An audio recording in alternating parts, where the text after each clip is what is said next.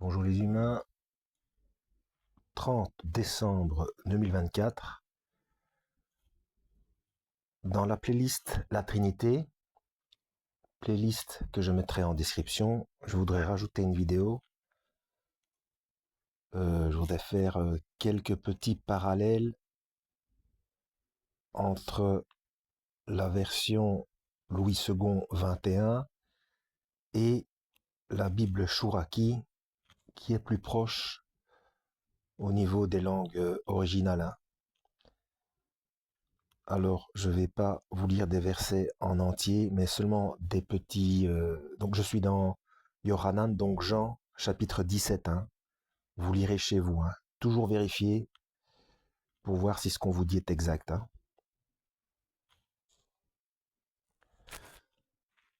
Moi, je vais me contenter de lire certaines petites choses qui prêtent à réfléchir, hein, pour bien mettre l'accent. Alors, avant que j'oublie, je voudrais quand même préciser que Yeshua le Christ, les deux seules fois où il parle de prière, il précise de prier le Père.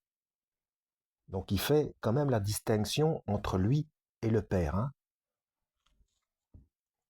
Donc s'il demande ça, c'est qu'il y a une raison. Donc on s'adresse au Père. Je pense qu'il n'y a pas de souci, enfin qu'il n'y a pas de souci, parce que j'entends beaucoup de... Et puis ça m'arrivait aussi, puisque bon, c'est dans la logique de... Dans ce qu'on pense, c'est dans la logique de... Enfin, il y a énormément de chrétiens qui prient le Christ, alors qu'il a précisé de prier le Père. Bon, on sait, en plus on est dans la playlist La Trinité, on sait qu'ils sont un, hein, donc le problème n'est pas là. Mais si sur Terre il a précisé cette chose-là, c'est qu'il faut prier le Père. Là, on est sûr qu'il n'y a pas de risque. D'accord? Et ça ne change rien à son... Comment? À, à ce qu'est Dieu, hein. Donc, Yohanan, donc Jean chapitre 17, après ces paroles, Jésus leva les yeux vers le ciel et dit, Père, l'heure est venue, révèle la gloire de ton Fils, afin que ton Fils aussi révèle ta gloire. Tu lui as donné pouvoir sur tout être humain, afin qu'il accorde la vie éternelle à tous ceux que tu lui as donnés. Donc c'est le Fils qui accorde la vie éternelle, de par son sacrifice. D'accord? On va voir comment c'est traduit dans la Bible Chouraki. Donc là, c'est tu lui as donné autorité sur toute chair, afin que tout ce que tu lui as donné, il leur donne vie en pérennité. Ok, on va aller voir un peu plus loin. Verset 5. Maintenant, Père, révèle toi-même ma gloire auprès de toi en me donnant ta gloire que j'avais auprès de toi avant que le monde n'existe. Le monde.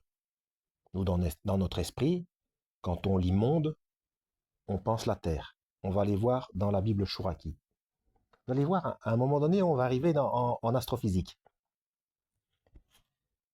Alors, et maintenant, glorifie-moi, toi, Père, auprès de toi, de la gloire que j'avais auprès de toi avant que fût l'univers. C'est pas pareil. Avant l'univers, il n'y a pas d'espace-temps, il n'y a pas de temps. Donc là, le terme est faux entre guillemets, mais il faut bien parler en langage humain.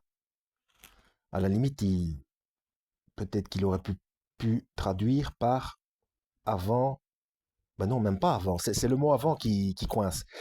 Donc de la gloire que j'avais de toi en dehors de l'univers. Mais là, évidemment, ceux qui ne s'intéressent pas à l'astrophysique n'auraient pas compris. Donc il a mis, et ça a été traduit par avant que fût l'univers. Mais avant l'univers, je vous ai déjà expliqué ça, notamment dans la playlist Les athées ont-ils raison. Euh, Avant, c'est faux puisqu'il n'y a pas d'avant, puisqu'il n'y a pas de temps. On continue un peu plus loin. Ah oui, comme en dehors de l'espace-temps, il n'y a pas de temps, mais que le Christ, là, Yeshua, il dit bien lorsque j'avais cette gloire en dehors de l'espace-temps. Donc ça veut bien dire qu'il a toujours existé. On continue. Verset 8. En effet, je leur ai donné les paroles que tu m'as données, ils les ont acceptées et ils ont vraiment reconnu que je suis sorti de toi. Et ils ont cru que tu m'as envoyé. Donc ce n'est pas indiqué que tu m'as créé. Je suis sorti de toi. Comme nous, quand on parle, notre parole sort de nous. On ne la crée pas vraiment, elle sort de nous. Alors, dans la Chouraki, comment c'est traduit? Parce que les dires que tu m'as donnés, donc ils ont remplacé parole par dire, oui, bon, je leur ai donné et ils les ont reçus. Ils savent en vérité que je suis sorti d'auprès de toi. Et ils adhèrent à ceci, c'est toi qui m'as envoyé. Alors, je suis sorti d'auprès de toi. Il y a le terme d'auprès. Alors, qu'est-ce que ça veut dire? Bon, pour moi, ça veut simplement dire qu'il était déjà fonctionnel avant, enfin avant, qu'il était déjà fonctionnel en dehors de l'espace-temps,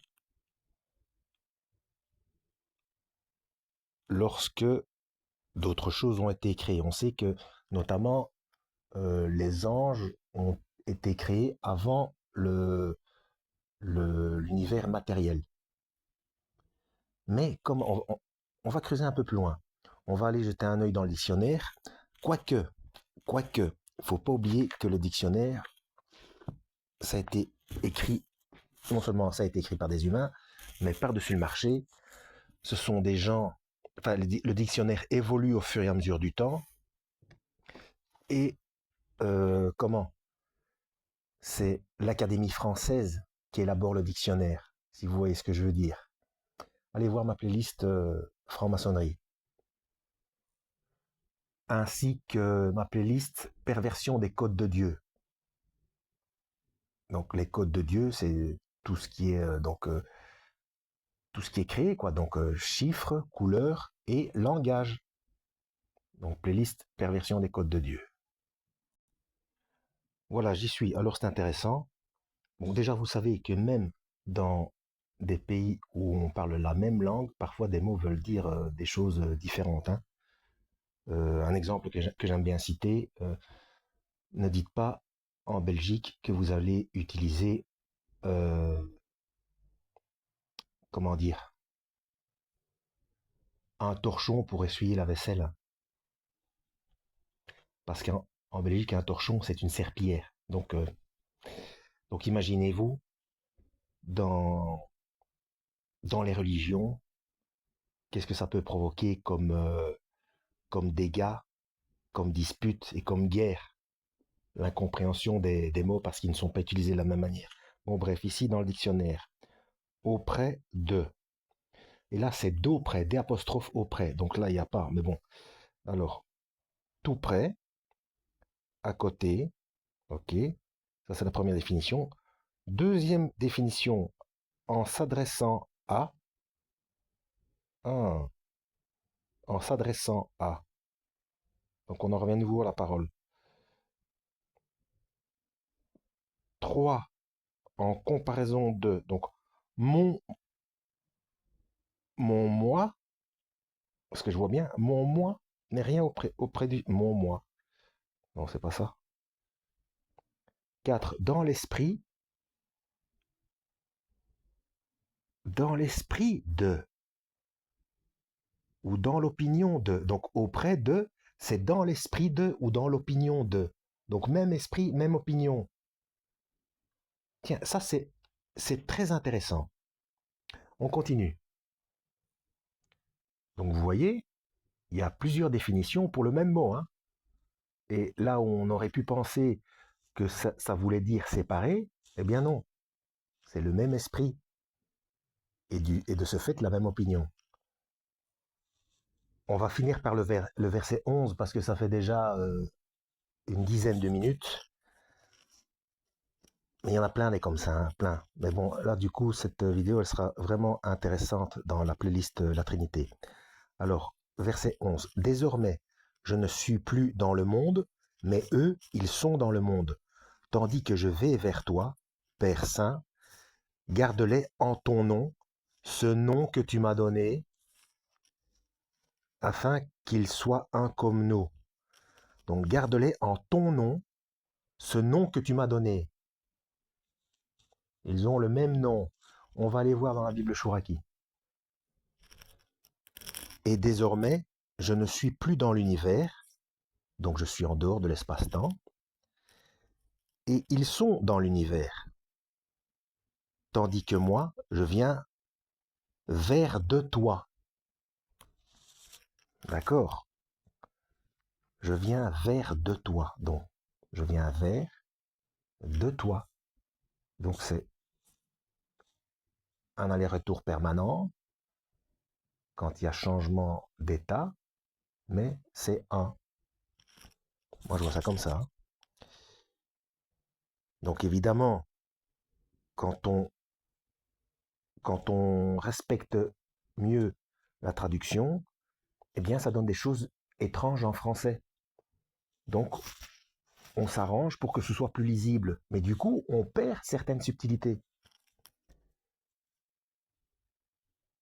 Alors, Père consacré, garde-les en ton nom que tu m'as donné. Donc là, ils ont carrément... enfin, ils ont carrément laissé une seule fois non. Garde-les en ton nom que tu m'as donné. Voilà, c'est bien son nom. C'est bien leur nom qui est son nom. Vous voyez ce que je veux dire? Voilà, on va s'arrêter là.